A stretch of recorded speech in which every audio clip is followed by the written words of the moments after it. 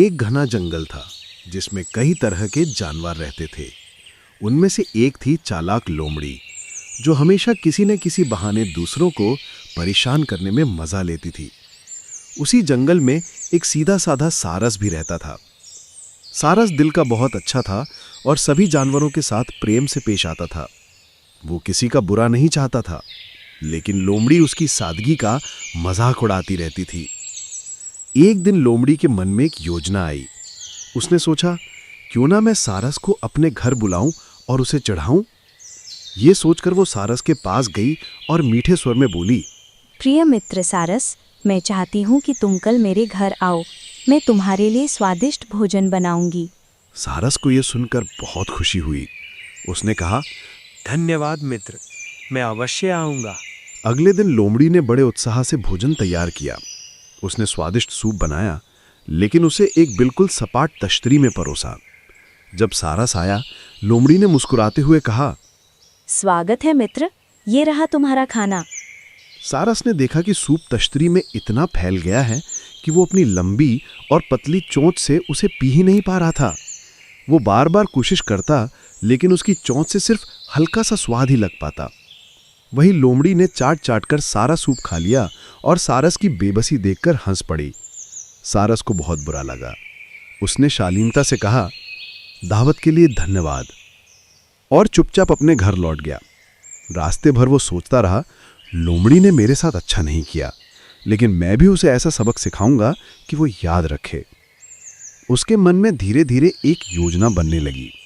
सारस बहुत समझदार था। उसने निश्चय किया कि लोमड़ी को उसी के तरीके से सबक सिखाना चाहिए। अगले दिन वो लोमड़ी के घर गया और मीठे स्वर में बोला, मित्र लोमड़ी, कल मैंने तुम्हारे स्वादिष्ट भोजन का आनंद लिया। अब मेरी बारी है तुम्हें दावत देने की। कृपया कल मेरे घर अवश्य आना।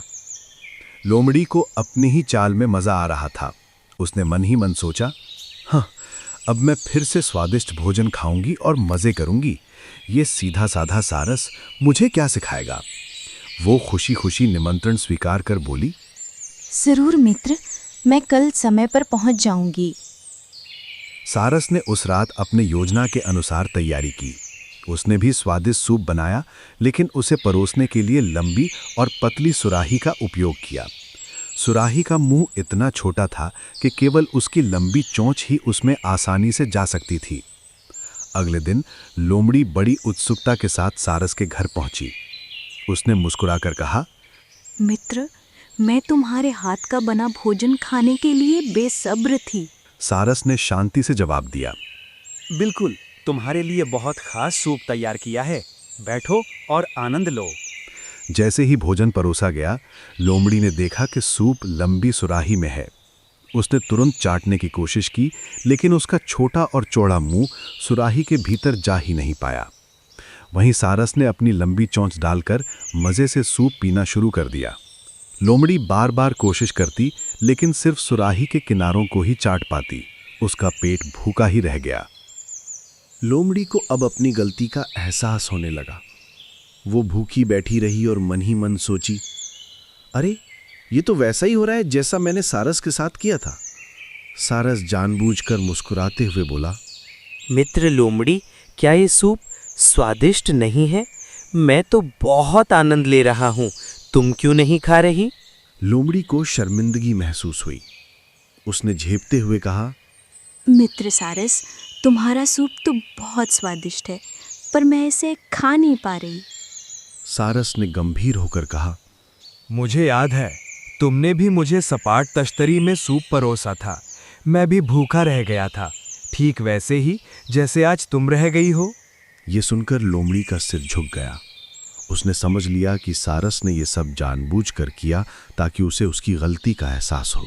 लोमड़ी बोली, मित्र सारस, मुझे अपनी गलती का एहसास हो गया है। मैंने तुम्हारे साथ बहुत बुरा किया, मुझे माफ कर दो। सारस ने शांत स्वर में उत्तर दिया, मैंने तुम्हें सबक सिखाने के लिए ऐसा किया। हमें दूसरों के साथ वैसा ही व्यवहार करना चाहिए जैसा हम चाहते हैं कि हमारे साथ किया जाए। लोमड़ी को ये बात दिल से छू गई। उसने निश्चय किया कि वो कभी किसी के साथ छल कपट नहीं करेगी। उस दिन के बाद लोमड़ी और सारस के बीच सच्ची मित्रता की शुरुआत हुई। लोमड़ी ने अपनी चालाकी और शरारतें छोड़ दीं। वो अब जंगल के सभी जानवरों के साथ प्रेम और सम्मान से पेश आने लगी। जंगल के बाकी जानवरों ने भी देखा कि कैसे एक छोटा सा सबक किसी को बदल सकता है। एक दिन जंगल के सभी जानवर इकट्ठा हुए। लोमड़ी ने सबके सामने खड़े होकर कहा, मित्रों, मैं मानती हूँ कि पहले मैं स्वार्थी और चालाक थी। मैंने सारस के साथ बुरा व्यवहार किया, लेकिन उसने मुझे मेरे ही तरीके से सबक सिखाया। अब मैं वादा करती हूँ कि हमेशा सबके साथ न्याय और प्रेम का व्यवहार करूँगी। सारस ने मुस्कुराते हुए कहा, हम सभी को ये सीखना चाहिए कि जैसे हम अपने साथ व्यवहार चाहते हैं, वैसे ही दूसरों के साथ भी करें। उस दिन जंगल में खुशी का माहौल था। लोमड़ी ने सारस को गले लगाया और कहा, तुम्हारे कारण मैंने सच्ची मित्रता और सम्मान का महत्व सीखा। सारस ने उत्तर दिया, हम सभी को ये सीखना चाहिए कि जैसे हम अपने साथ व्यवहार चाहते हैं, वैसे ही दूसरों के साथ भी करें। उसके बाद से जंगल के सभी जानवर प्रेम और एकता के साथ रहने लगे। लोमड़ी की चालाकी की कहानियां सिर्फ अतीत का हिस्सा बनकर रह गईं। शिक्षा: हमें हमेशा दूसरों के साथ वैसा ही व्यवहार करना चाहिए जैसा हम चाहते हैं कि हमारे साथ किया जाए।